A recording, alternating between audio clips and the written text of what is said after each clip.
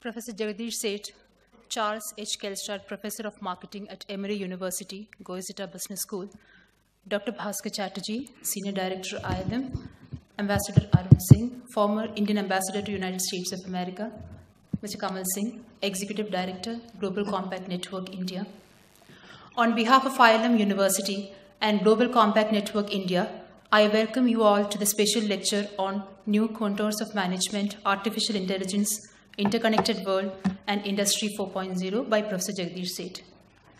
Professor Sheth is world's foremost leading expert on consumer psychology and marketing with over 50 years of combined experience in teaching and research at universities of Southern California, Illinois, Columbia, MIT, and Emory. We are honored by the presence of Dr. Bhaskar Chatterjee, Senior Director, AILM, and former Director General and CEO of Indian Institute of Corporate Affairs, Ambassador Arun Singh, former Indian Ambassador to the United States of America, and Mr. Kamal Singh, Executive Director, Global Compact Network, India. AILM Institute is deeply committed to the cause of sustainability and sustainable development goals. It is envisioned in our vision and mission and values. AILM is a signatory of UN Global Compact Initiative, PRME, since 2009. Now, as an advanced signatory school, AILM is actively involved in promoting sustainable development goals of the United Nations. As a lifetime institutional member of the prestigious UN Global Compact Network, India, AILM supports all the activities of UN Global Compact through its India chapter of PRME.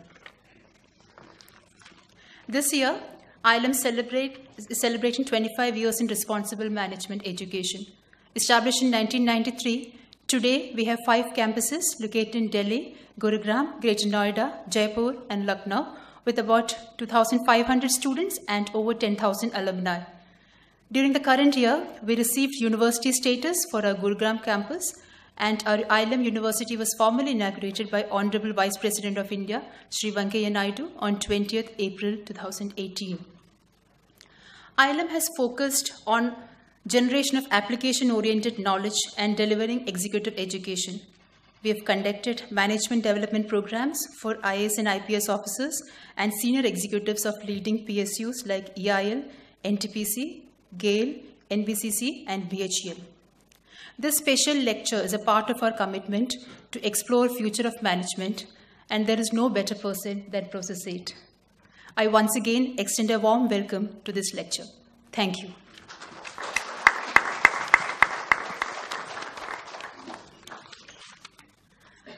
May I now request Dr. Bhaskar Chatterjee to deliver his address on global significance of SDGs and their relevance for India and to management education.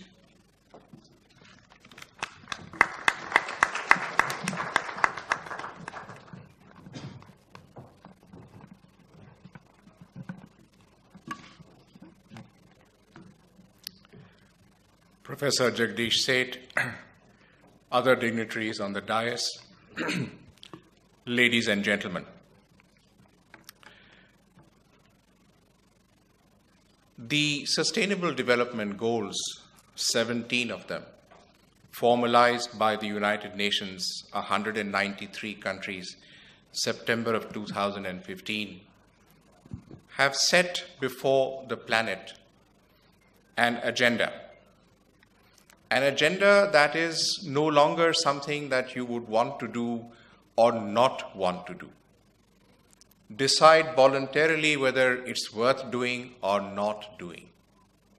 Those choices do not exist. They are a global agenda to which every human being on this planet needs to stand firmly behind. None of us have a choice. If we do not heed the signals even now, the end of the planet is virtually in sight. I'm saying this with some element of responsibility. When we finalized the Millennium Development Goals more than 15 years ago, there was hope that this world would advance and the targets of the NDPs would be met. History has shown us how deceptive our attempts at meeting targets can be. When in 2015, the performance of the countries were reviewed, just one nation showed real progress, China. And sad to say, India's performance in the MDPs was nothing to be proud of. The UN also changed its strategy, and I'm speaking from a global perspective. When the deliberations towards the 2015 SDGs formally began, one major corrective change in the approach was to stop approaching only governments. The dialogue with the private sector, with corporations, with companies, it was decided as a measure of strategy that the UN would now reach out to private players, because governments alone could not ensure the future of our planet. It needs an inclusive agenda where all can pitch in. And the primary difference between the approach to the MDGs and the approach to the SDGs is this: the inclusivity of persons and people and institutions and corporations beyond governments. And somewhere in that wisdom lies the hope for success of the SDGs. From the global, if we come to India, we see that our Prime Minister, then Mrs. Indira Gandhi, attended the Stockholm Conference. One of the first really enlightened world leaders to do so. From then to our current Prime Minister, Mr. Narendra Modi, literally the architect of the Paris Agreement. Our commitment as a nation to sustainability, to the goals of the planet, have remained consistent over time. And it is in this sense that today, when we look at Lise Kingo speaking on that wonderful video we just saw before, there is a special appeal to India.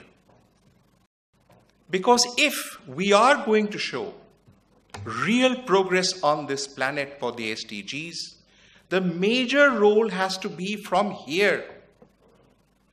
It is India's millions. It is India's initiative. It is India's performance that will determine whether the SDGs are a success or, as the MDGs were, relatively a damp squib. And inasmuch as we hold the future of this planet in our hands, it brings that much more responsibility on us and ourselves. Let me tell you a little bit about how the government of India is trying to actually track progress in a way that we did not do at the time of the MDGs. The Nithya Oak has now come up with an SDG index. It has been entrusted with the role of coordinating the SDG agenda for 2030. Nithya Oak has mapped out SDGs and related targets and outcome indicators for central ministries, centrally sponsored, central sector schemes, and other government initiatives. Beyond the index, Nithya Oak plans to establish at both state and national levels an SDG baseline, monitoring dashboards, reporting systems, SDG localization and capacity development initiatives, and a knowledge hub with dissemination of best practices. There is literally a very strong perception that what is not monitored, what is not placed at the very top of the government agenda, reaching out not only to the public at large, but to private companies as well, will not get done. And that is why there is nationally a strong awareness that we must perform or else we perish. Coming down to our efforts at AILM, an institute where we have been committed to the SDG goals and to sustainability, to the extent that we have held 5 successive conferences. The last one in February of 2018. These international conferences have shown and demonstrated our commitment to taking forward the goals of the SDG. But even more than that, bringing together people, getting to work together, and understanding that in responsible management education, in being able to get our future managers into the ethos of sustainability, building it into the education structure and the base that we establish, those managers who go out from the portals of our institution are the managers who believe in responsible management. In inculcating those values, we establish the future commitment to our planet and to the SDGs. In the 10th year of the Global Compact's monitoring of responsible management education at New York, we in India established the chapter of the PRME, the first Indian chapter. And we were the first country who announced that chapter at the United Nations headquarters. Mr. Kamal Singh, my very dear colleague, was with me when we announced that. And AILM is one of the 3 institutes who formed that chapter. We have been entrusted with the task of taking the principles of responsible management education further. And so therefore, at the global level, at the national level, at the institute level, through all of this,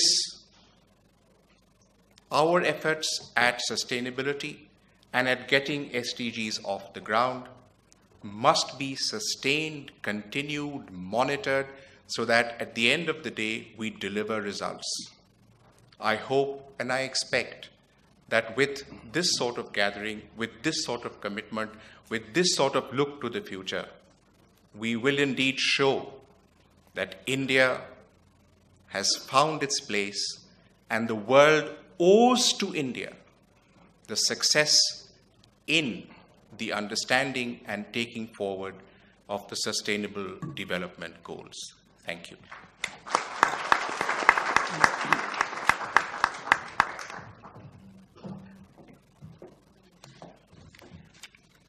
Thank you, sir, for your thought-provoking address. The topic is pertinent as AILM envisions to impart responsible management education as advanced signatory of United Nations PRME. I now request Ambassador Arun Singh to deliver his address on public policy, management, and international relations.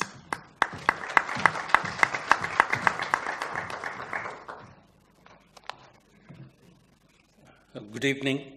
It's a privilege for me to be here with all of you, including my friends on the dais, to be here for the special lecture by Professor Sheth. I see myself really as a bridge speaker between the film that spoke about Sustainable Development Goals and the wonderful elaboration that Dr. Bhaskar Chatterjee did of the importance of the Sustainable Development Goals and what it means for India and what we need to do. So when I looked at those goals and I tried to relate it to the subject of public policy, management, and international relations, and it is obvious that for every one of them, there is a link to all these dimensions, whether we look at ending poverty, zero hunger, good health and well-being. But I'll pick only one subject to see how we relate to these aspects. Let us consider just affordable and clean energy, one of the important sustainable development goals. And from the public policy perspective, how do we encourage and stimulate the adoption of clean energy in India, where we are suffering from the challenge of pollution, where we have the challenge of more than 300 million people in India, even now not having access to clean energy? How do we encourage the use of solar power, encourage the use of wind energy? How does one encourage particular kinds of technologies in those sectors? What is the right mix of subsidies to be adopted? And if we look at just the question, for example, of solar panels, what should be the right mix between encouraging domestic production, but also ensuring that we are able to get the solar panels at the cheapest price possible so that the final cost of delivering solar energy remains at affordable levels? All these dimensions pose challenges for public policy. And then flowing from that, there are challenges for management, because public policy creates opportunity for management. It also creates constraints for management in the corporate sector. And as people have said, there is profit to be made both from opportunity and constraints. So how does management look at public policy playing out and then use its inventiveness, resources, access to technology, capacity to generate technology to make those contributions? And talking about the dimension of international relations, and again in the area of clean energy, I recall that when I was serving in the US in 2015-16, the then US administration was pushing the whole world, including India, to stop using coal, because they had a tremendous focus on bringing a new compact to deal with climate change, on reducing the use of coal.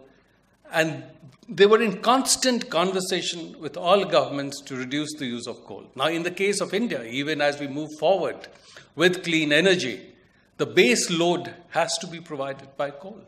And if you look at the latest estimates that Nithya Oak has put out, we are using some 600, 700 million tons of coal now. But use of coal would peak at about 1.6 billion tons as we meet our requirement of power, as we meet our requirement of growth, and after that, perhaps it would peak out.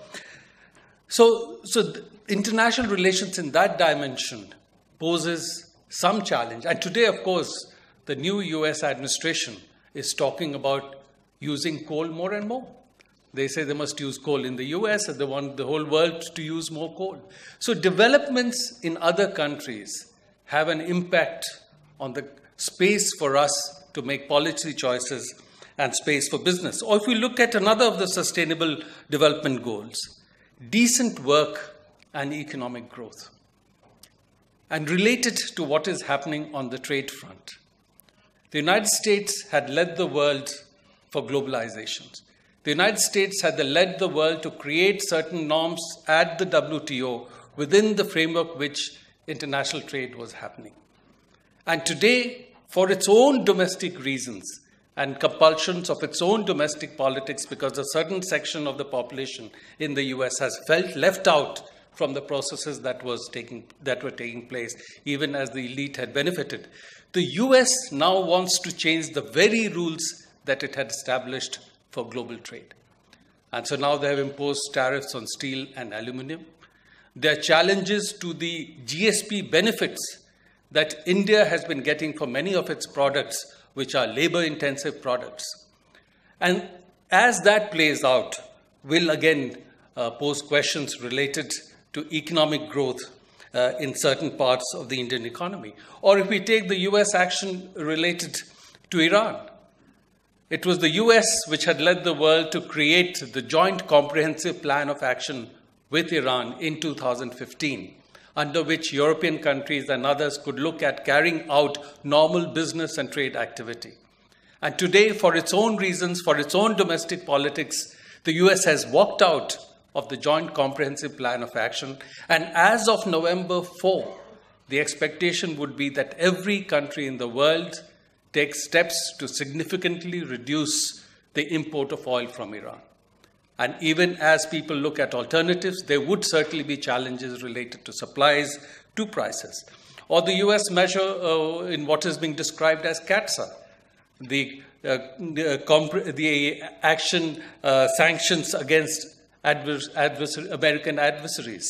So comprehensive action against the adversaries of the United States. And under that sanction, any major purchase of defense equipment, for example, from Russia, technically becomes sanctionable. And therefore, then it becomes a challenge for public policy in India. How do we maintain the strategic autonomy of our decision-making? Preserves decisions that we made to make in our own national interest and proceed with whatever we need to do, and at the same time look at not impacting negatively our relations with other countries, including the United States, which is an important partner. And the one final area that I wanted to touch in this is aspect related to another sustainable development goal, good health and well-being. And under that, it would be very important to have affordable prices for pharma products. And at the same time, it is well known that multinational companies in the US, especially for the products that they bring out after initial research, charge very, very high prices and challenge the effort made by the manufacturers of generics, including using provisions related to intellectual property. And in the case of India, while our intellectual property regime is within the international framework and norms, yet it is challenged by these companies through US law, which is its own set of laws different from what has emerged from international negotiations. So again, an effort is made in the international context, impacting on public policy choices, space, as well as how management has to cope with these challenges. And that brings me to the special lecture that Professor Sheth would be delivering on the subject of new contours of management, artificial intelligence, interconnected world, and Industry 4.0. It was said that the first industrial revolution, with the invention of the steam engine, was used to replace the human muscle. And that replacement of the human muscle had tremendous consequences for overall production, for relations between countries, need for raw materials, need for markets, and led eventually also to colonization and imperial outreach. Today, through digital technology, the attempt is to replace the human mind. And that again will have tremendous consequences for the manner in which production is done, for the levels of production, for relations between countries, and politics both within countries and between countries. And in that framework, it is again my privilege and honor to add to the introduction that Dr. Smita Girja had done for Professor Sheth. I have known Professor Sheth for several years now, and in my own capacity for a little over a year, that I have been visiting a Hale Fellow at Emory University. I have seen the tremendous influence he commands in that university, both in his professional domain, where he's an acknowledged expert in consumer behavior, marketing. He's a mentor for all Indian students at Emory University. So everyone who goes there engages with him. He's able to guide them. He has been on boards. He has been awarded several times in the category of global thought leaders. He's received several outstanding marketing educator awards, hundreds of articles, several books, and at the end of it all, a recognized philanthropist, and through his foundation, he has supported many important causes. So once again, Professor Sheth, I invite you to deliver your special lecture.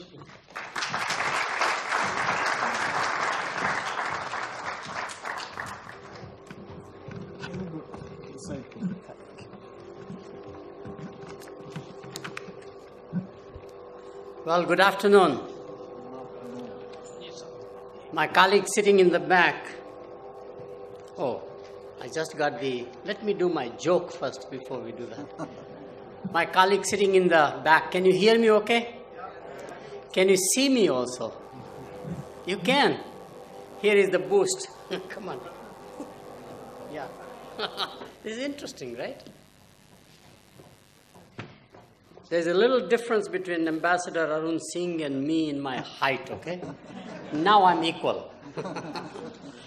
This makes a difference, I tell you. My self-confidence has gone up now, interestingly. So height makes a difference, obviously. I always start my opening about my name.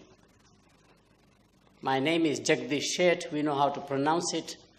But when I went to the States, 1961, but became a faculty in 63 at Columbia University, all my colleagues were non-Indians, and they did not know how to pronounce our names in those days. So one of my colleagues told me, we don't know how to pronounce Yagdish, Jagdish, etc. So we'll call you Jag, like in Jaguar. And ever since that association, I've been dreaming of owning a Jaguar with a license plate Jag's Jag. And the dream became a reality 20 years ago when I turned 60. I'm 80 now. Do I look 80? No. That's because I'm in marketing, okay? Diplomacy will age you. In marketing, the first thing we learn, it's all about packaging, right? But true story, I have 2 children. They are married. And I used to talk about Jag as in Jaguar. And they surprised me on my birthday. I don't count my birthdays. I come from the old generation. I went out Saturday morning, I remember, to get my newspaper, turn around and saw this beautiful Jaguar, XJ model, the top of the line, even the color I liked, parked in the driveway with a handwritten license plate, Jag's Jag, happy 60th birthday. It turned out to be a rental car. True story. I'm still looking for my Jaguar. But here is the irony that Ambassador Singh was mentioning. British official car was Jaguar. Every diplomatic assignment or every diplomatic outpost, they had to use Jaguar, which is interesting. It is now owned by an enterprise from an ex-colony called Tata Motors. Isn't that interesting? The world has changed that much. And management, therefore, has to adapt to that world. Many years ago, I wrote a book, Why Good Companies Fail. Great journey for me. It came from the most insightful question I've been ever asked by any chairman of a large company on a one-on-one coaching conversation. And he said, Jag, do you know why good companies fail? And I said, I don't know. I never thought about it. I thought companies never fail. Humans have a finite life. Companies are eternal. That was what I was taught. That is what I taught others, interestingly. And suddenly then I began to look at the data, and I found that the average life expectancy of large corporations listed on New York Stock Exchange is now down to 4.5 years. London Stock Exchange, the FTSE index as it is called, which are the large corporations, is about the same. With more mega mergers now, if you look at the Fortune 500 companies, those that were eminent are just not there. The latest casualty is General Electric. Unthinkable. 10 years ago, nobody would have thought that GE would be almost getting out of business. But that was true of Sears Roebuck. That was true, in fact, in retailing. That was true, in fact, of interesting Kodak as a brand name again. It's fascinating. So I began to analyze and learn quite a lot in the process, and I found most companies are unable to sustain or survive if they are unable to adapt, unwilling or unable to adapt to changing environment.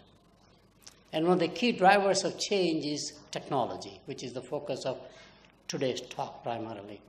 And if the companies are not able to transition from the analog to the digital technology, you see disruptions by Amazon on the one hand in the retail scene. Even the mightiest of the companies like Walmart have to look at it differently. Or if you don't look at the technology in the right way, disruptions, you see companies that are arising like Uber. Uber is transforming the industry completely from outside in. So that's the main presentation I will make, that each technology has had consequences on society, but definitely consequences on management. So let me take my clicker out, which I have it in my pocket. Hopefully I'll know how to use it. So the first slide is the following. Let's see, am I pointing here? Okay.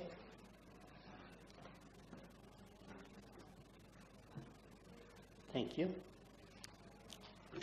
So here's the first slide.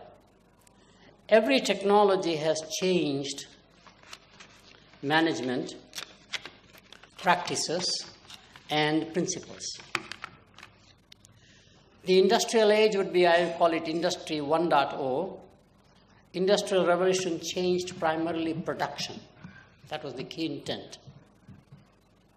You have now from custom-made products to mass-produced products. Assembly line principles came, which Henry Ford really codified in a positive way. Made products in the process more affordable, such as Kodak camera, Model T car. He was designed the car for $400 so his own employees can afford the car. Automobile was otherwise in the luxury car category. Timex revolutionized the whole watchmaking, same through automation primarily. We invented scientific management principles by Frederick Tyler, you might know in management, always talked about time and motion studies.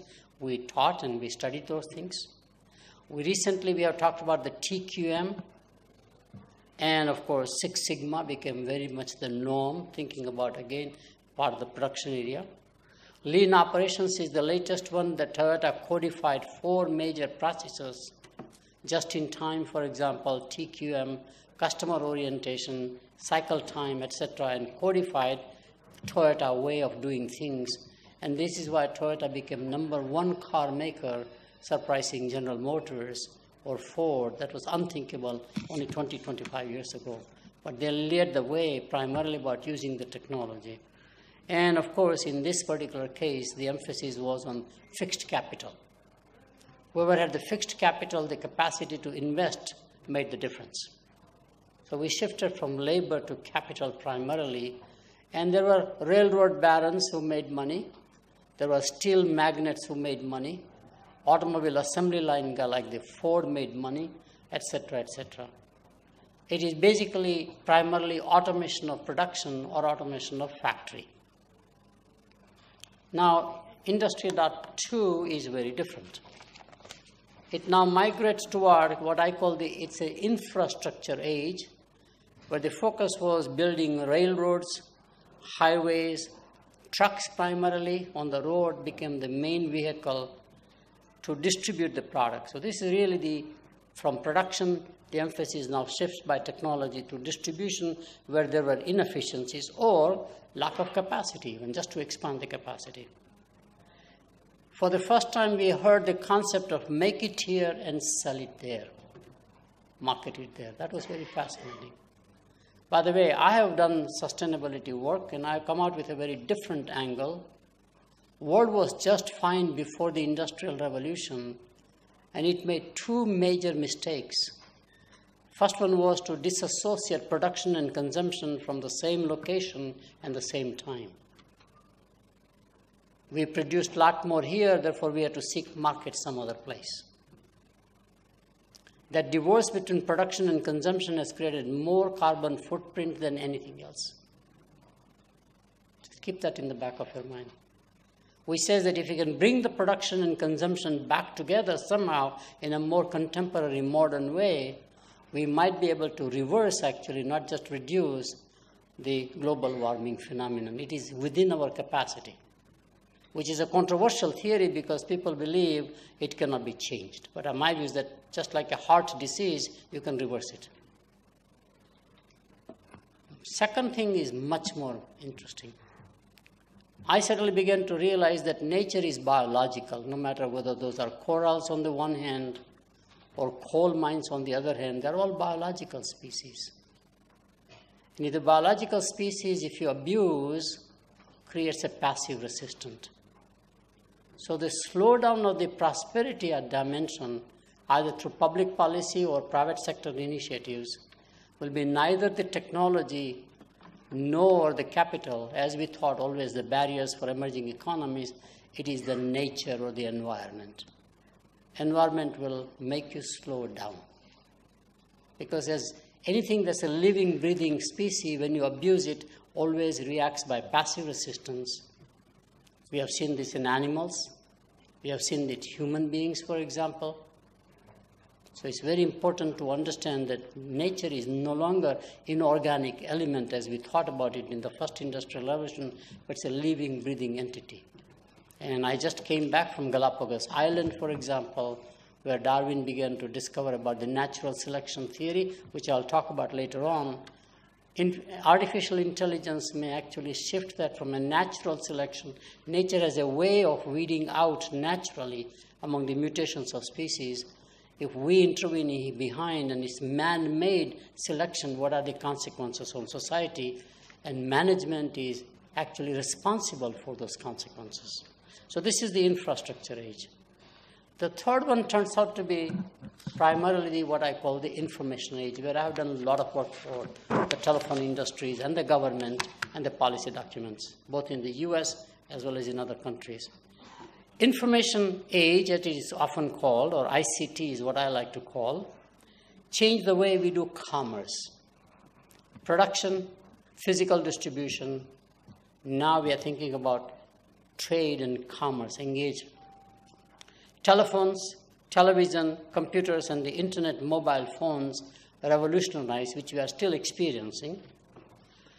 For the first time, we saw the rise of credit cards, which is a very important element that's coming in to our commerce, doing trade, of course, and now the e-commerce.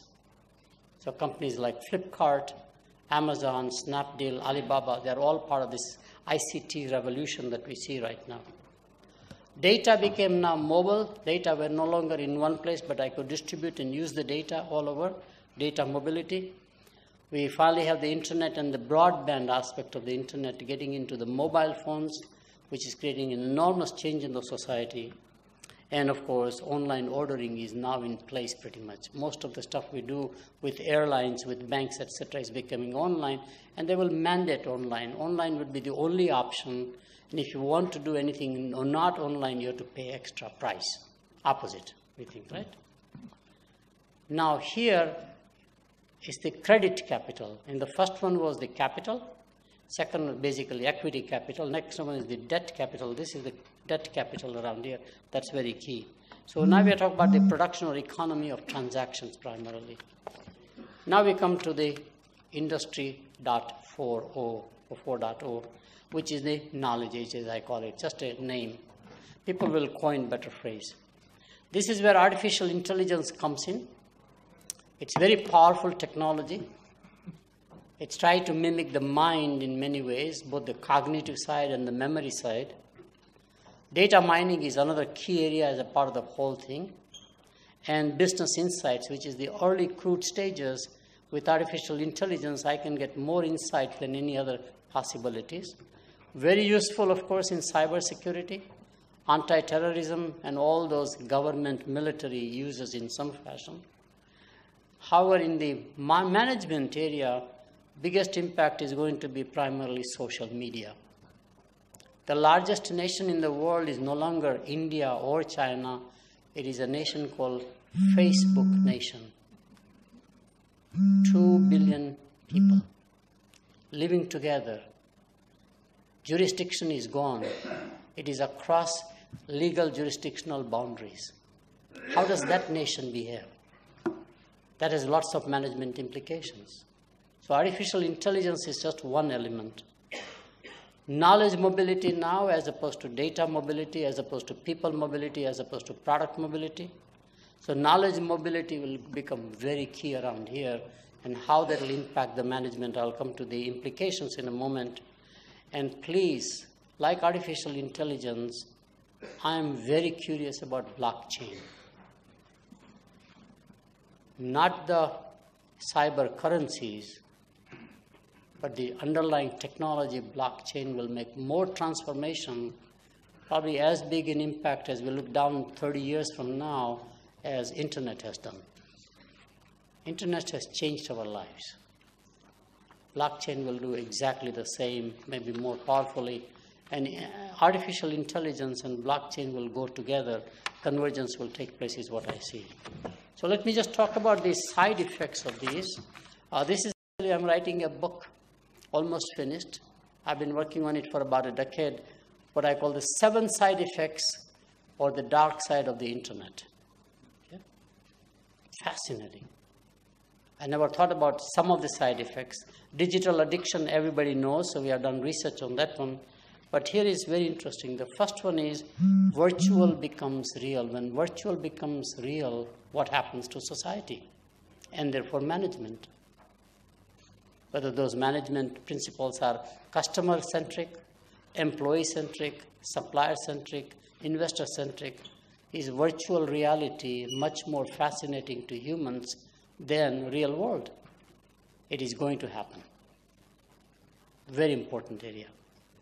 I know, for example, people who actually go to the Second Life. They will go to Farmville. They are more obsessed about living in that virtual world than the real work here.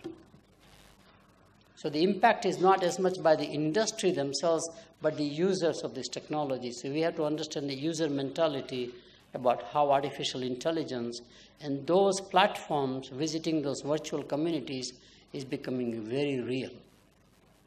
Just like video games. Have you seen those games that they come out with? The first day release alone will be $1 billion of revenues. Knows no boundaries. People are waking. Pokemon Go, remember that one? People actually kill themselves. That's where the impact will be, not in the management as much. So watch that thing. I'm very fascinated about that one. And the other area around here is very interesting, and I'll come to that later on. But I find that the technology already we have, and artificial intelligence will augment all that, is what I call the rise of the roommate nation. In the educated class like what we have in the audience here, we all behave like roommates in the family today.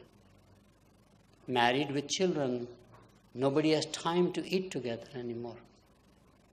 People come from a nation of diners, we have become a nation of grazers. People like to eat standing up.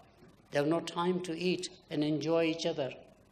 I know in my own family, my grandchildren, they come and go first of all, but more importantly, everybody after a meal, immediately one is text messaging, one is watching YouTube, one is doing conversation, and I have photos taken where they're sitting next to each other text messaging.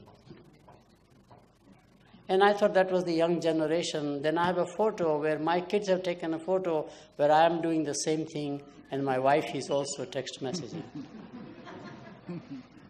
WhatsApp is very addictive. I never knew WhatsApp, but 2 years ago, somebody discovered to say, you must be on WhatsApp to make these free calls internationally. And now I find I'm curious about all of those videos people send me in the groups, fascinating. It keeps you more engaged and occupied than any television program. Isn't that interesting? That's a change. So, rise of the roommate nation, then what happens to the family structure, which is a key unit of analysis and understanding in a society, as one has an enterprise as a unit of analysis, government as a unit of analysis. Very interesting. And the next generation of young people have forgotten the art of cooking, cleaning, and childcare. Biggest outsourcing in America, and I'm sure it's going to happen in India, it's a matter of time, it's a global universal phenomenon, is outsourcing at home, not IT services to the Indian IT companies. These people don't know how to cook. So in America, 1.5 meals are eaten away from the home, and the 1.5 meals that we eat together today, 50% are all made by somebody else. They just deliver you. Ready to eat, not ready to serve, ready to prepare. Last one little work we don't want to do anymore. So we've forgotten the art of cooking, art of cleaning the same way. And there's a very interesting law, as good as a Newton's law or Einstein's law, which says anything you give up as a main activity always comes back as a hobby. Interesting. Hunting, fishing, gardening, baking breads. Have you seen the popularity of the cable channel called, I think it's called Food Channel? You make ordinary cooks into celebrity chefs. Have you noticed them? They are just like stars, like movie stars. People always are into hobby back again. It used to be a dividing line in America where the man will be in the basement or the garage workshop, tools. And the wife will be in the kitchen. She would like to remodel the kitchen. Today, men are as much in the kitchen as women are. They don't want to cook daily, but they want to be weekend gourmet people. They want to show off their kitchen now, not their automobiles. Significant change. It's a part of this roommate family as a phenomenon, and therefore the whole nation behaves like that. What happens to the society? The third one is what I call Uberization of markets. It's a real phenomenon which fundamentally says that people will stop owning things and will be more and more renting things. The whole capitalism was formed on the basis of ownership. What if you don't own? I don't want to own home, but I would like to go Airbnb. I don't want to own an automobile, but I would like to actually rent an automobile all the time. So Uberization is just the tip of the iceberg. We'll see more and more Uberization of many activities in society that has consequences. Digital addiction, we already know that stuff. In countries like South Korea, which is very significant digital addiction, as Japan is waking up to the same thing, China already is aware. China now has a detoxification centers next to the cyber cafes. They're finding that this is a very addictive technology, changing the whole next generation of people because they don't have computers at home as much, so they go to a cyber cafe. Fascinating. Next area is one I'm doing quite a lot of work. In the digital age, which I've done significant work, I find there are no intellectual property rights, period.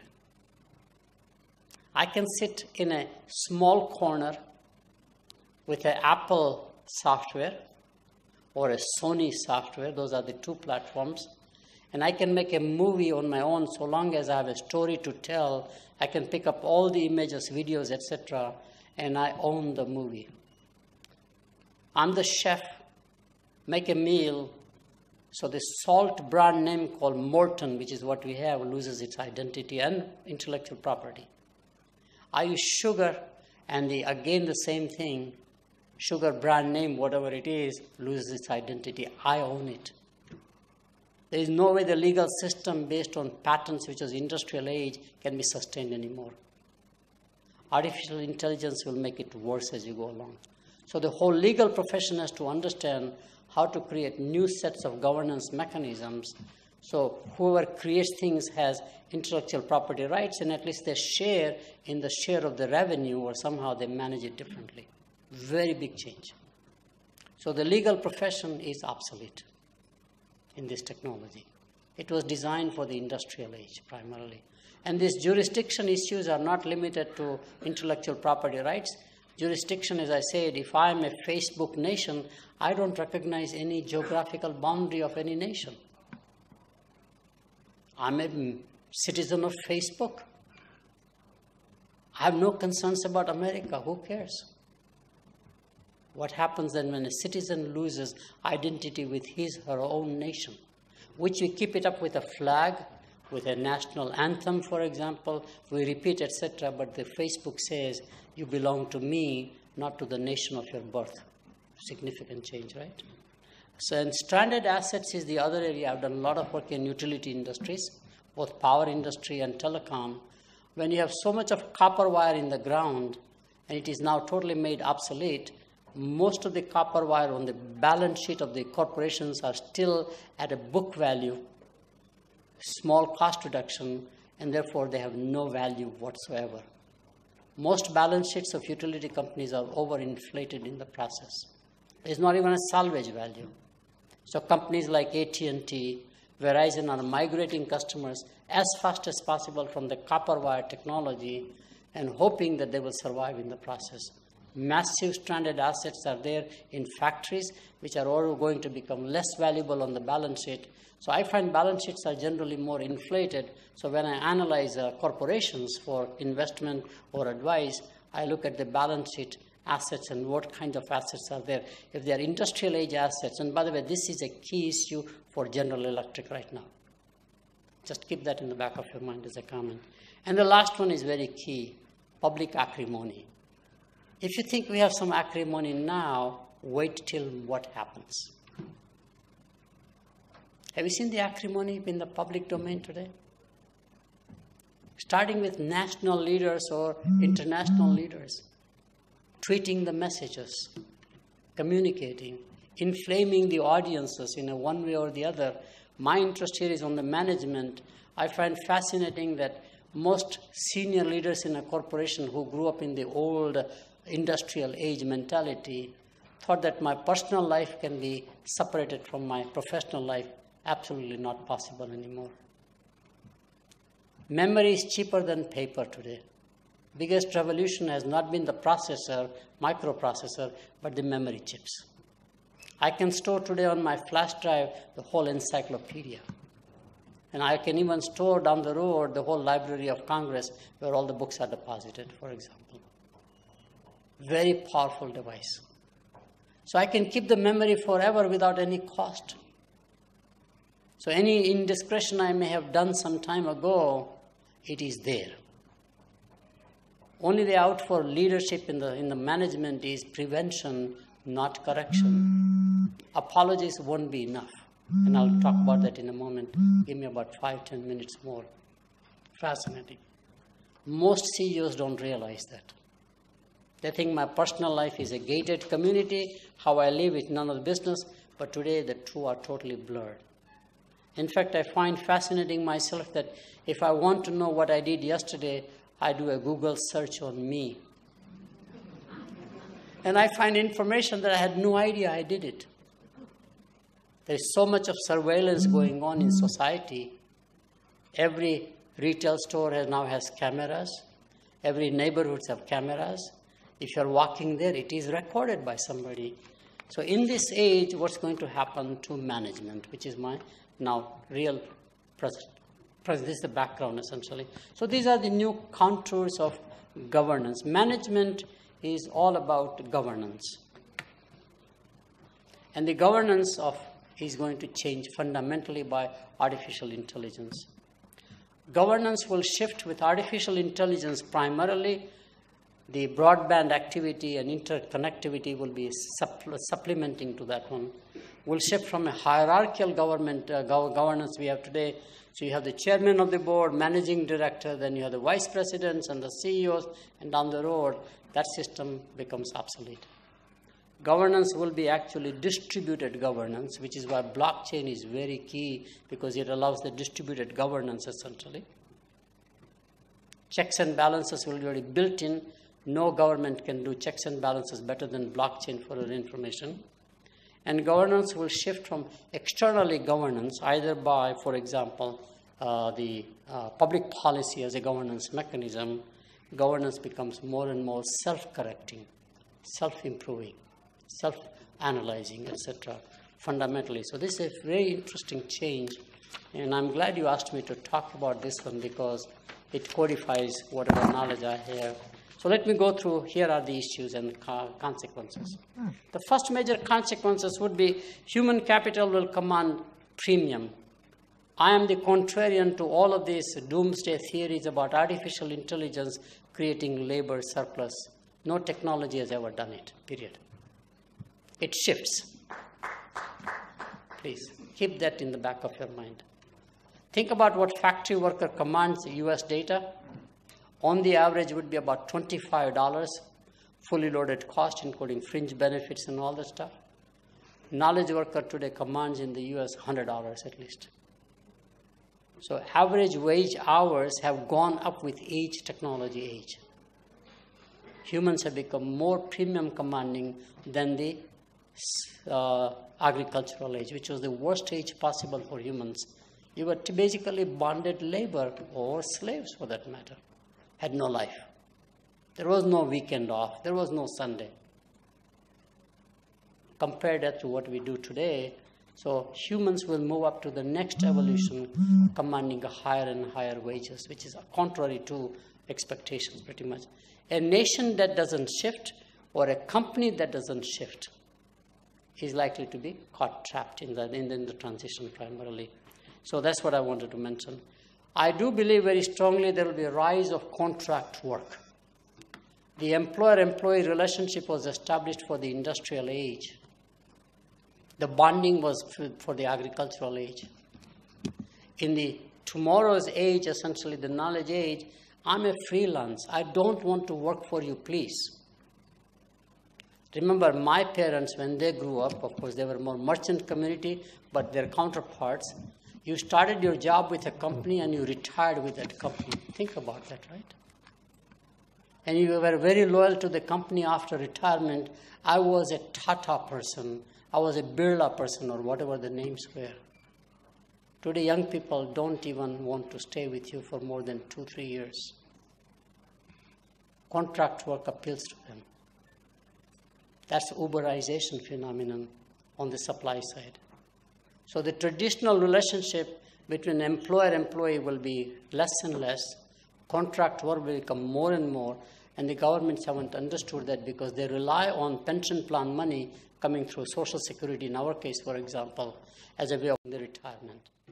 Now here is General Motors data, which are so surprising because they never changed from the old model about negotiating with unions. They had a model where the 9 new workers will fund 1 retiree. There was no end to getting premiums to support a retiree. Today, for 9 retirees, there is only 1 new person contributing toward the pension plan.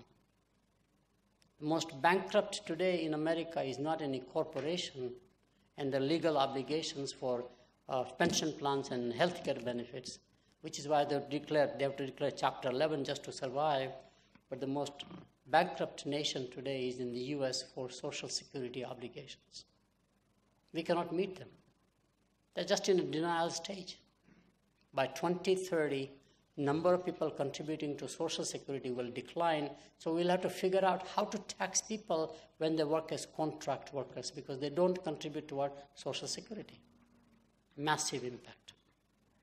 Contract work will appeal to people, not to the corporations. Today we think corporations want contract work. It is actually the employees or the people who have a knowledge simply say, I don't want to work for you. I don't want a boss anymore. And I'll talk about that in about a minute. That's fascinating. I'm totally convinced about that one. Third one is something that Mr. Bhattacharya, you mentioned, which is very, very key. And this is a movement that has begun behind the scenes, which is conscious capitalism. It starts surprisingly on a book that my colleague and I wrote called Forms of Endearment, where we talked about shareholder value obsession is a very short-lived phenomenon. Well, family-established companies were never shareholder-driven, they were stakeholder-driven. I observed that when I went to visit corporate headquarters located in small towns like Kohler, where they make these sanitary appliances, for toilets and all that stuff. I worked at Whirlpool Corporation in a small town called Benton Harbor, Michigan, where the family lives in the community. Every Sunday, the church is a great equalizer. You are not above God, no matter who you are. You are more respected. You are given the frontline seat. At the church Sunday, you have to show up. Your neighbors are your managers. You have to, across the fence, talk to them. Neighbors' children go to the same school as your children or grandchildren, depending on the age. You have to be community-oriented whether you like it or not. And we corrupted that system by relocating corporations where the capital markets were there, which is New York, London, etc. They forgot their roots. General Electric moved from a small town where it grew up so well to ultimately New York City. IBM is in Armonk, which is where their soul and heart is. Now they've relocated in New York to be part of the capital markets, and they're corrupted by the capital markets. It is not the corporations who corrupt themselves. It is the capital markets who corrupt corporations. Isn't that interesting? Analysts take over your life. Annual budget is still annual, predictable, but the CEO of a company does not know whether he will survive next quarter. Isn't that fascinating again? There is no predictability of job security at any level in a corporation, which is again very key about loyalty and bonding. So shared value creation, as Michael Porter has talked about, is becoming mainstream where the sustainability goals become part of that agenda. Triple bottom line, as we call it generally, which is prosperity as opposed to profit. Profit is a dirty word, please. It carries the same negativism as the N word in America does. We don't allow to use it anymore. We said that the stock market has to use different measures than the profits, and the accounting system has to change from a governance viewpoint. Next area is greater empowerment with greater accountability. I did a lot of work on this one. I'm very fond of empowerment. Empowerment allows less management overheads. It's very positive. People like to be in charge. They don't like boss to tell them what to do every time, sort of nitpicking, or overlooking their shoulders. Young people hated that. So we go for empowerment. Give more power to the frontline people. I found fascinating that 1/3 of the people don't want to be empowered. They don't want to be, which was a shock. Other 1/3 of the people cannot be empowered because they are incompetent. Why? Because the human resource policy is what? You start frontline someplace, then those who are good are moved up. Who is left behind? We have never invested in the frontline capital in terms of improving them constantly. They are basically creating a caste system between the frontline, let's say customer support people. How many CEOs have come in the corporation from customer support organization? That's the most frontline. We see some from HR function nowadays, which is the frontline HR people managing internal people, etc. Fascinating. So only 1/3 are capable, and the reason is primarily it's our selection. We think we'll fix it by training. It does not happen. Selection is more important than training, which is what I find. So it's very interesting. And how do we reverse the pyramid where the frontline are more respected in the organization than the management at the top? That's called servant leadership in the Christian faith, for example. Servant leadership has lots of very positive attributes. And we are now training CEOs to behave like servant leaders rather than traditional bosses. And I'm sorry if I'm running over time, so I will compress my time. Just somebody has to manage my time because I'm on the podium. I have no idea when to get off the podium. The next area is very interesting. This is already happening. Social media will replace press media as the judge and the jury. Think about that one. And social media is more global than the press. Press is a lot local, generally. This will change the whole thing. Have you seen the Me Too movement globalizing? Every nation, every corporation, people are waking up and say, enough is enough. All of a sudden, you create a movement out of nothing through social media, which was not possible by press because press had an editorial control that decided what to publish and what to print and what not to print. That's not the case in social media. This will have huge management consequences. When social media becomes the judge and the jury, what happens to management? I believe profit sharing is an old idea. More and more people will demand revenue sharing because profit I can create optics through my accounting systems by allocating costs. Revenue is more transparent, and therefore a percent of revenue, which is Uber system, is revenue sharing, not profit sharing. Nothing to do with the stock ownership. Those are the old models that we created during industrial age that are about to be replaced now. And the next point is the key one, which I'll conclude again. Style of management for leaders is going to be no longer the authoritarian, chair gives me the power to do what I want to do to my employees, to my subordinates. Those days are gone or will be gone. The new style of management that leaders have to embrace is what I call coach and a mentor. Have you seen the coaching in sports? But the coach is not as well known as the player. I don't know who coaches cricket team in India, but I know player names. So is true in football. So is true in basketball. Coaches subordinate themselves. They are not in the limelight. Current leadership is always, they want to be in the limelight, not the people who do all the work. How do you get human potential out is very key, new approach. And young people only like coaches. There are surveys after surveys. Boss is hated at every level in the organization. Okay? The vice presidents hate the CEO. The assistant vice president hate the vice presidents. Managers hate the assistant presidents. Goes on all the way to the factory worker. Fascinating. So that's a new style of leadership that we'll have to embrace. Point number 8, again tying it very much between the first two speakers, is CSR is not an afterthought, please, or guilt reduction, or what's called strategic initiative or a strategic investment, which says, let me do damage to the environment, to the people, but now I pay. A Nobel Prize came out of that.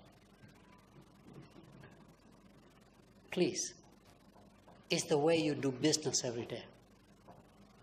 Totally change. So CSR is not a side activity.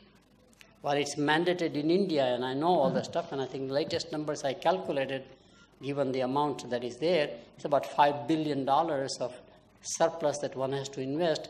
It now becomes a part of doing business. That's how I believe myself as a system.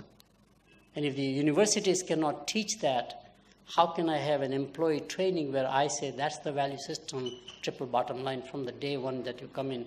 We always provide corporate culture every time we employ people. How do we put that thing? Public policy will be more strategic than public relations and external affairs. Corporations always have external affairs people. Public policy is more important. I have not seen anybody in a large organization who is a chief policy officer. There are some symptoms of large corporations engaging them. I cannot give the names right now, unfortunately. But it's very fascinating. Certainly the shift is more toward public policy rather than managing the politicians or the regulators, for example. Information technology will be like breathing air. It'll be everywhere. Get used to it. That's it. And of course, like any air, some may be more dirty than the others. And how do we make sure that the air is more clean, which means the data that we collect, the data that we store will be more clean. So I'll just conclude quickly. Every technology influences and alters the contours of management, period. We know that. The industrial age altered the contour of production. Infrastructure age altered the contour of physical distribution, logistics.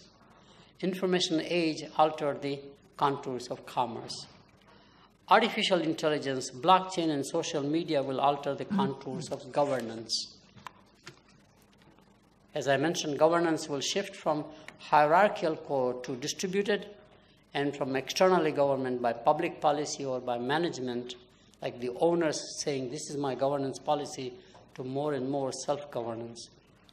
Implications for future of management will be enormous.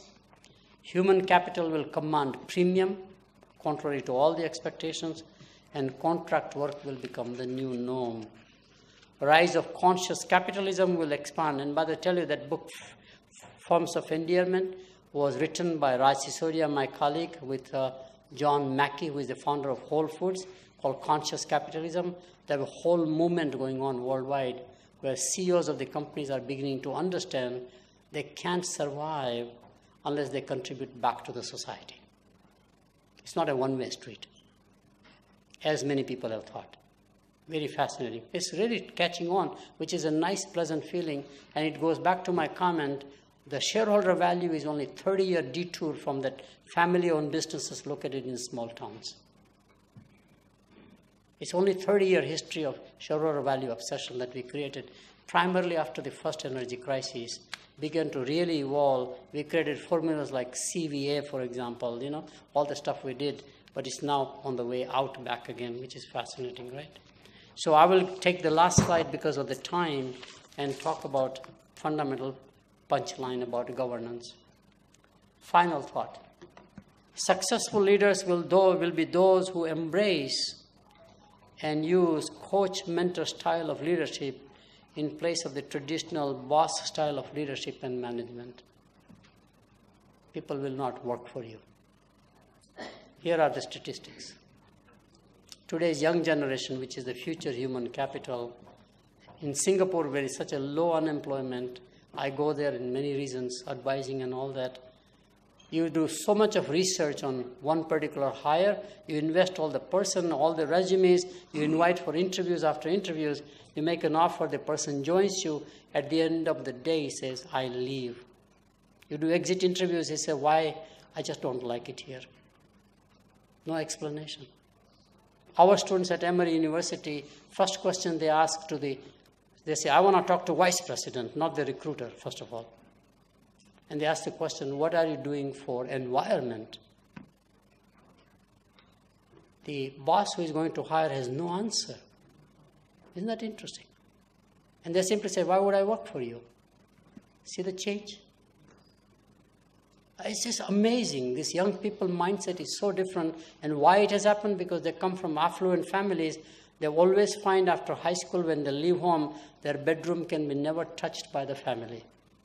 I cannot convert that into my office, for example. I cannot convert that into extra room. They want to come back. They are a yo-yo generation. They leave and they come back. They don't worry about their livelihood because they have a safety net at home. That changes their autonomy and their mindset. So the future of governance is a lot more distributed, lot more the way as a leader we'll have to manage would be mentor and a coach style. We say, how do I get more potential out of you, which is good not only for you, but also for the corporation. Thank you very much.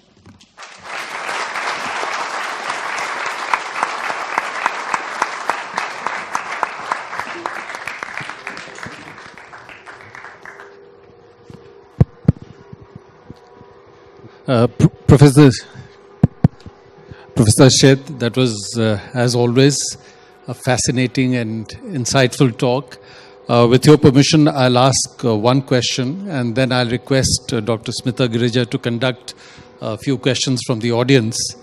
So you spoke about as part of your thoughts on the interconnected world, you spoke about the Facebook nation, the digital connectivity transcending national boundaries. And yet we find today that leaders are emerging in Europe, be it in Austria, Italy, Hungary, other places, in the United States, who want to break the connectivity that has been established technologically in trade. So how do you see either politics impacting interconnectedness or technology impacting the evolution of politics? Clearly, my view is that technology is more powerful and will prevail over politics. Politicians are trying to survive right now. All politicians today cannot win elections without money on the one hand, which is very important, but without social media themselves.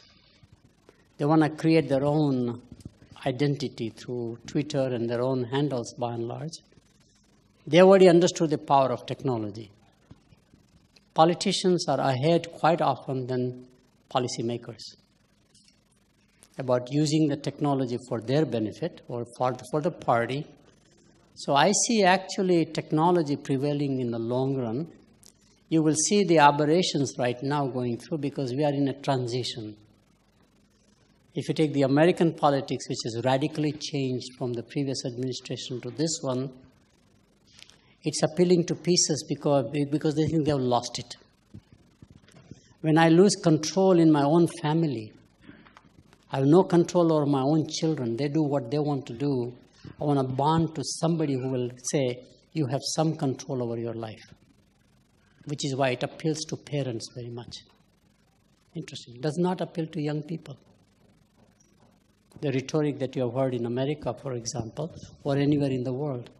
There's a dichotomy emerging and they are still the largest population. So majority-wise, they prevail, but it's a matter of time.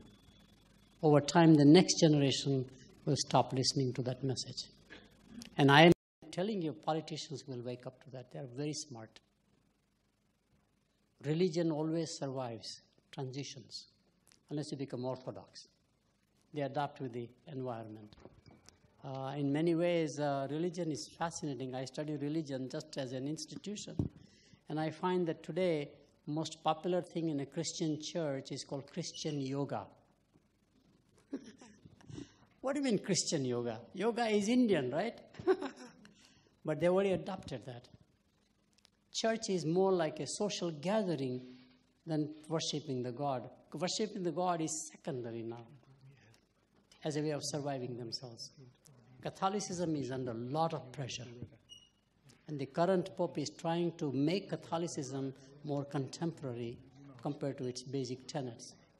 So he's saying it's okay to have a divorce. Think about that. And that is very not Catholic. He looks at his constituents in Latin America, especially. Latin Americans are so far advanced in using cell phones that they don't believe in the religion. They like religion is shifting towards spirituality now. As an institution, religion is fascinating to study. I think same thing about politics as an institution or political institutions will change. So that's my view. I may be mistaken, but I'm never wrong, right? We are good friends, so I can make jokes. So. Thank you, Professor Sheth, for the interesting and informative talk. We can take a couple of more questions. Yeah. Professor Rahul Mishra. First, we'll go with Professor Rahul Mishra's question, and then we'll come back to you, ma'am.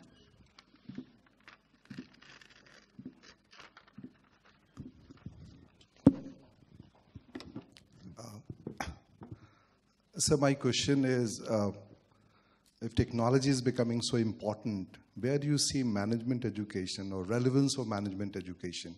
Yeah. Do we really need management graduates to run a company? Like Richard Branson has said that you don't need to be a management graduate to run a company. Good point. Yeah. Excellent point, especially at the PGPM level, as opposed to undergraduate. Here is the fundamental change. The way we designed the 2-year MBA program, first year is strictly learning the vocabulary of sciences, behavioral sciences. What is psychology 101, sociology 101? What is demand and supply? What is macroeconomics, micro? Undergraduates in those cases know more than our MBAs, who are mostly engineers. Now they're from different disciplines. So our first year core has to change fundamentally in the digital age.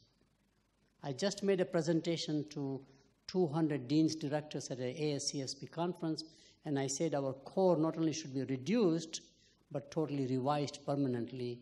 We have to teach people everything about economics of the digital age, not the traditional economic theory, because it's discontinuous. The economies of scale concepts, marginal costing theory are becoming irrelevant in the digital age. For example, when my next unit of semiconductor first will be $1.5 billion, my second chip will be absolutely pennies, small pennies. My first software copy would be billion nowadays, a platform, for example, like an Apple platform. My second copy is free. So when my marginal cost is free, should I give it away? Economics has no concept of giving away free. But giving away free is the reality of the digital products. See, it's interestingly. So your money-making mechanism is very different in the industrial age than we don't teach that stuff. We have to revise our core knowledge across all disciplines. Everybody has to be very capable of social media analytics. Whether you are going into supply chain area doesn't make any difference. Blockchain will be one of them as a part of required curriculum, for example. We still teach traditional statistics, which may not be as important going forward, like the quality assurance, tolerance, etc., TQM. What may be appropriate is blockchain technology. And how can I use it in my function, whether it's a marketing function or a treasury function, or whatever functions are in the business. So that's fundamental change. I think it's a matter of transition. It will not happen by any one institution. I don't think even regulators will be able to do it. It's going to happen by accreditation. I've always found that accreditation bodies transform the management, curriculum, and education. Accreditation body like ASCSB actually created a whole discipline of strategy, mandatory. You have to have a strategy department now. as opposed to traditional management, right? Strategy is very key. They are transformed similarly globalization. Everybody now has to have some global content. So ASCSB is what we are watching, and comparable accreditation bodies who will change the core knowledge clearly. So it's impacting. Second impact has to do with technology mixing with the regular teaching. So for example, University of Illinois Urbana-Champaign has rolled out an MBA program for $10,000 online. Very successful. They are in 56 countries. IIM Bangalore now has 450,000 students worldwide. It is no longer IIM Bangalore the way it was designed by the government. 450,000 students using edX platform. So scale comes now in a way we never imagined possible. But you can't ignore the brick and mortar at the same time. So how do you balance the two becomes a very key area. A blended education in some. I'm learning that myself as a professor. I'm obsolete. I don't know Canvas platform very well. Now I'm mandated to use Canvas. So it will happen through compliance at the universities, where we professors have no choice anymore. We have to do everything on Canvas. So I have to go for Canvas learning, Canvas training. I have to be retooled myself to be appropriate and relevant for next class that I teach or next generation of students that I teach. Interesting. So there are many changes, but we don't want to take too much time just on that one question. Yes?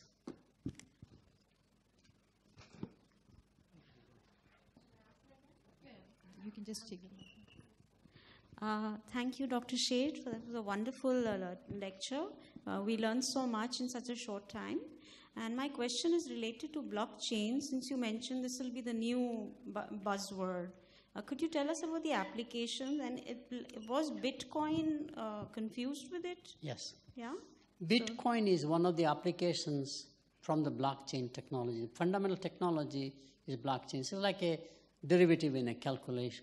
Calculus is the fundamental, right? Very similar one. Blockchain basically allows distributed architecture, not centralized architecture. Therefore, my transaction that I have kept, wherever there are lots of transactions with low value, blockchain becomes a lot more efficient from a cost of managing, which is the overheads cost. Okay. Supervision, rechecking, auditing, etc., all that, it goes away. It is more secure because it is not located in one node, but it's in millions of nodes out there. It creates greater, this invisible hand that Adam Smith talked about. He would have never imagined blockchain will do that for him. The trust factor grows with blockchain more so than any other method out there. I am learning blockchain myself, in fact, just so that I keep up with the technology. The more I learn, the more I become passionate that this is a transformative technology. Just like television was a transformative technology, telephone was in the society, internet is in the same category. And artificial intelligence and blockchain will converge, which is interesting. Bitcoin is a consequence primarily. It begins in the financial market. Unfortunately, Bitcoin actually basically disreputed the blockchain technology. People are now disassociating the two, where Bitcoin may go out of the fashion by regulation, like the central banks will simply say, we just won't allow that anymore, right? Because money is important in a society. Central bank currency governance. Blockchain will be applied by enterprises. Every major corporation now is actually having blockchain in supply chain. Wherever you have lots of transactions with low value per transaction, it is very appropriate technology. Yeah. I think we can take Professor Sheth, you mentioned about self-governance. Yeah. That's just an extension of responsibility, a sense of responsibility. So right. So that has been taught or imbibed, especially in religion, for a very long time. Yes. So why do you feel that the cycle has come full circle now? It's very interesting. I think your comment to Bhattacharya about responsible management. The key difference is responsibility cannot be imposed on people. People have to take the responsibility. religion is a very fascinating institution. What it provided was very simple ultimately. It provided an external governance to say, how shall you behave not to self-destroy yourself. Our genes and our habits have to be compatible. I have a lot of lecture and I don't have time.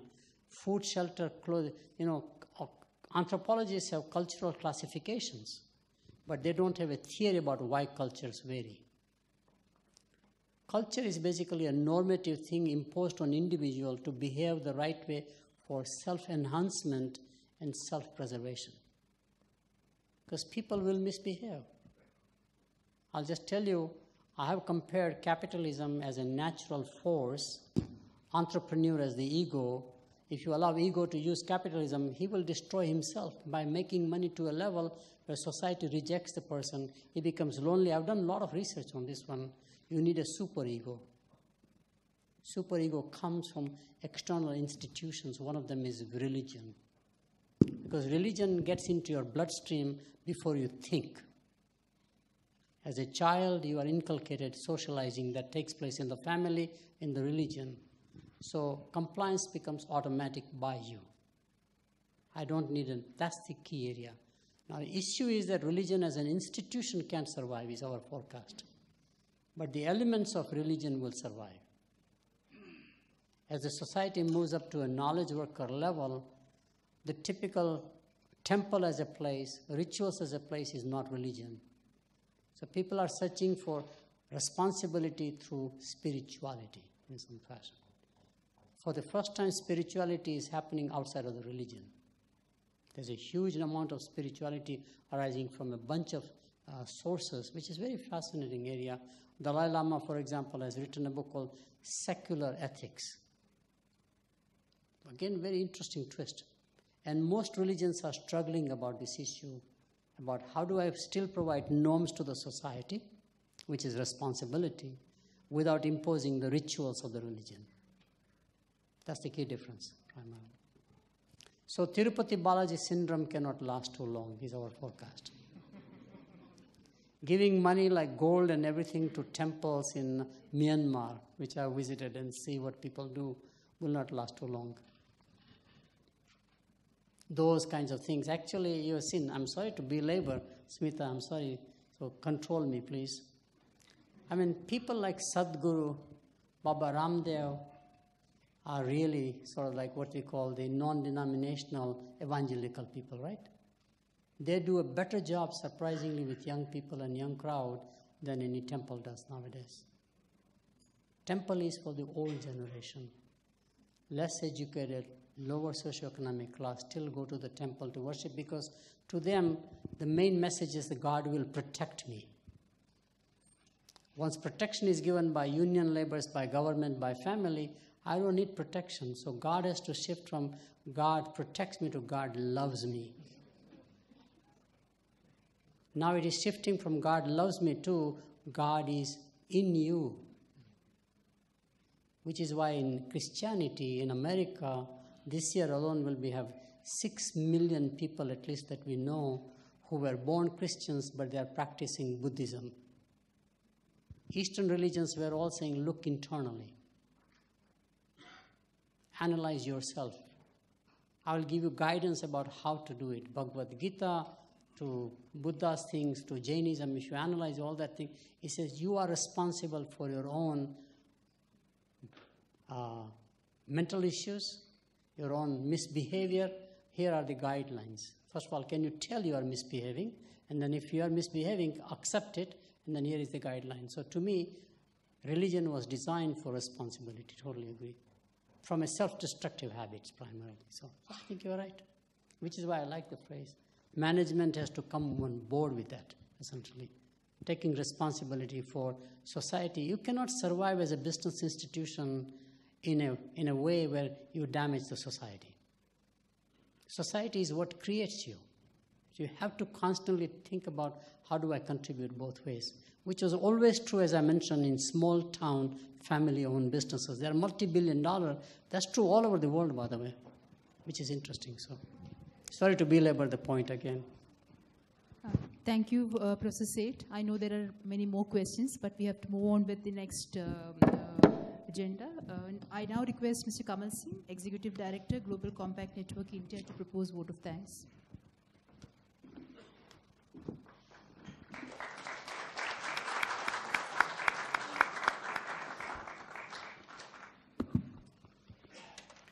Distinguished keynote speaker for this evening, Dr. Jagdish Sheth, Dr. Bhaskar Chatterjee, Ambassador Mr. Arun Singh, Dr. Smita Girja, Mr. Anil Rai, Anand, Mrs. Malika Rai, many distinguished people on the audience, invitees, ladies and gentlemen. You will all agree with me, what an engaging, stimulating, and powerful session it was. And in fact, we could have not asked for more in terms of the topic that you have just before you.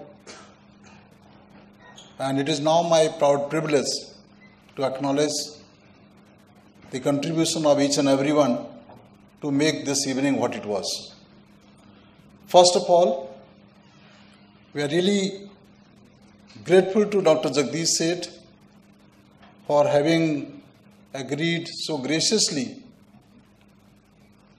to not only accept the invitation from all the organizers, AILM University, UN Global Compact and India International Center, but also delivering such an inspiring, motivating and educative lecture this evening. When we spoke about this engaging session along with Mr. Rai, it was such a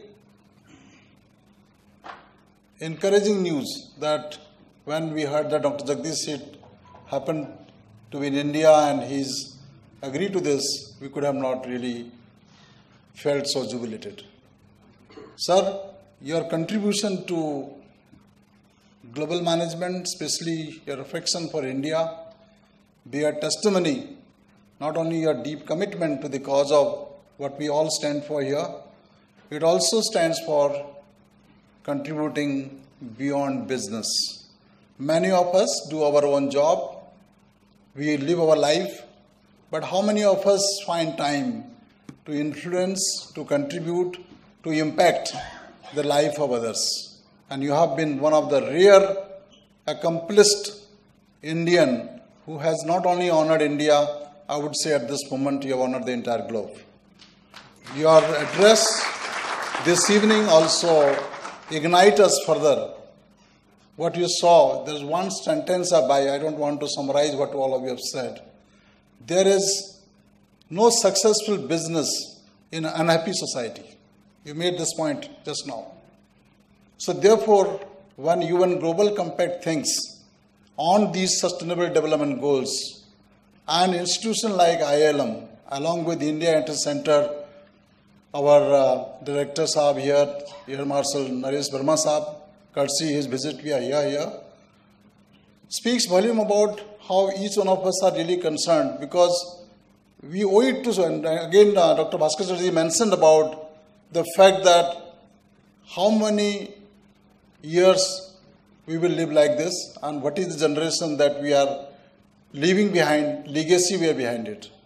I think in a nutshell, I would like to sincerely request each one of you to please join me in giving not only as applause to Dr. Jagdish Sheth, but a standing ovation, please.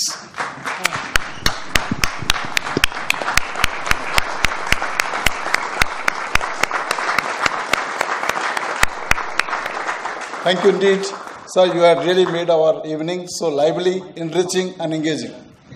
Now, equally grateful to both the distinguished speakers, Dr. Bhaskar Chatterjee, who has been himself a doyen of not only sustainability and CSR, but also the Ambassador, Mr. Arun Singh, who gave altogether a new perspective.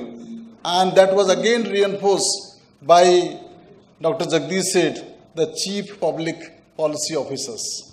I think these are the few things when we are thinking of Chief Sustainability Officer, the company will have board reporting equally on the Chief Public Policy Officers.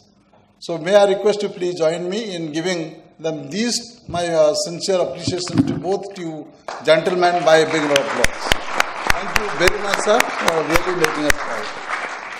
Finally, we are grateful to AILM University, led by Mr. Anil Rai, and along with our dynamic director Smita Girjaji, who had made everything possible to make this what this session was, and equally Air Vice Marshal Naresh Verma Sahab for really coming forward to make this session possible.